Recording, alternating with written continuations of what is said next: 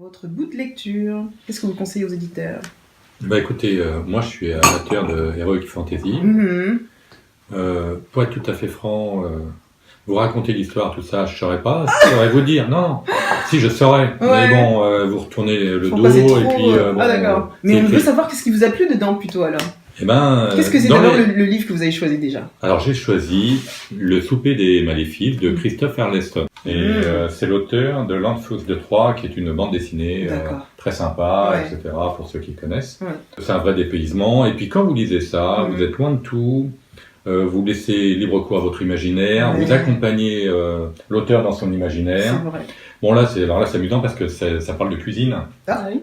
L'intrigue c'est autour d'une farine frelatée qui fait un mauvais pain, qui va rendre les gens accros à ce pain, mais qui va les rendre malades. De la même manière, cette farine frelatée, il y aura on va faire de la bière frelatée, etc. Et tout ça pour rendre les gens captifs, malades, etc. Et tout ça pour des raisons financières. D'accord. Et ce fameux cuisinier qui peut pas supporter de travailler avec des mauvais produits, va chercher des alternatives, après il va la magie de l'amour, etc. etc. Oh, wow. Et puis il y a une femme aussi qui va être très ingénieuse, très courageuse, et qui va démasquer un peu tous les auteurs qui sont à l'origine de ça. Et ce qui est intéressant, c'est que c'est très truculent dans la manière de s'exprimer, il y a une écriture qui est un peu de bande dessinée, qui est très sympa. Et puis c'est un univers, vous rentrez dans un univers. Ah, j'aurais jamais imaginé ça. Ouais, ça s'appelle comment? Le souper des maléfiques. Après, c'est vrai que la couverture quand même. Mais j'imaginerais plus un truc de sorcière, vous voyez. Oui, non. Non, mais quelque part, cette fameuse farine, elle est magiquement donc assaisonnée, si je puis dire, pour rendre. Et en plus, mais il y a aussi un peu de la métaphore parce que, par exemple, les paysans achètent les semences, mais ces semences, font 2-3 fois plus de blé que normalement, donc c'est très attractif.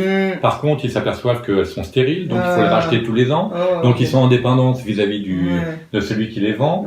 Et quelque part, il y a un petit peu de métaphore. C'est est-ce que quelque part, on ne crée pas de la dépendance? Est-ce que si on allait plus loin, est-ce qu'aujourd'hui, les gens qui font des engrais, par exemple, qui donnent donc plus de productivité, mais quelle dépendance aussi? Est-ce que derrière, ça rend pas les gens malades? Donc il y a aussi. On peut en parler après du lait. Oui, voilà, exactement. Donc j'ai trouvé que c'est intéressant parce que ça peut aussi nous interpeller un peu sur d'autres sujets. De toute façon, Mais par contre, c'est surtout, vous le finissez, je vous ai dit, je ne peux pas vous le raconter, en fin de compte, je vous le raconter un peu quand même, mais bon. Mais parce que, en fin de compte, c'est des livres qu'on lit pour prendre du plaisir et pour passer un bon moment. Et après, quand il est passé ce moment, il est passé. Oui. Hein, donc, on l'a avalé du coup, ce livre. Voilà, exactement. Voilà. Donc de fait, c'est très compliqué de dire. Il faut dire simplement, lis-le, tu verras, il est super. Ouais, voilà. Moi, j'ai mes deux de mes garçons qui sont un peu comme moi et tout. On échange nos bonnes adresses en termes de livres. J'ai dit, tiens, elle me dit, papa, c'est quoi que tu as lu le dernier? J'ai dit, tiens, j'ai lu celui-là, tu devrais le lire. Et des fois, il y en a d'autres. Je dis, bon, écoute, celui-là, si t'es dans le train, oui, mais bon. Ça vous suffit ça? Il est bien ce livre, lis-le? Non. Ah, moi non plus. Ah ouais, mais bon. Et justement, qu'est-ce que vous conseillez comme livre? Moi, j'ai du mal à terminer les livres parce que souvent, je m'ennuie. Ah, d'accord. Mais dernièrement, il y en a un qui m'a scotché. Ouais. Et pourtant, il fait 600 pages. Et justement, dans ce livre, il ne se passe rien. Ah. C'est russe. Ok. C'est Oblomov, c'est Goncharov. D'accord. Ivan Goncharov. Donc, en fait, ça part du principe d'un homme qui décide, autour de 40 ans, de ne plus rien faire. Ah, ok. D'accord. Et donc, ça se passe dans les années... Enfin, il y a très très très longtemps. Donc, à quoi bon? C'est le titre de la préface. Ok.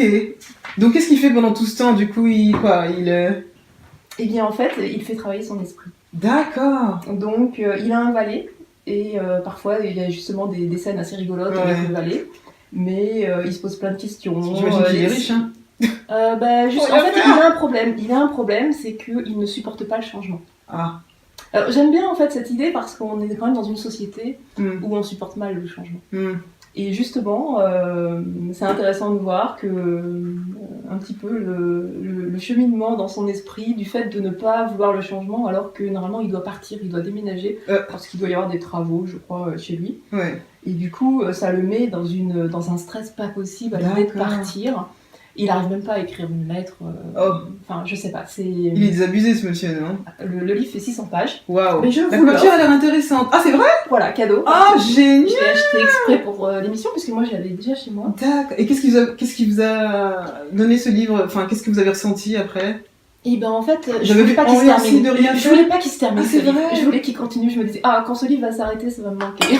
Est-ce que vous avez... Mais je serais prête à le relire en fait. Vous avez envie d'être comme lui, de rien faire? Pas du tout.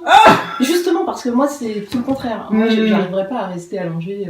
De temps en temps, c'est bien la semaine, une fois par semaine comme ça. Oui, ça peut être pas mal. Mais en fait, moi ça me passionne de me demander pourquoi.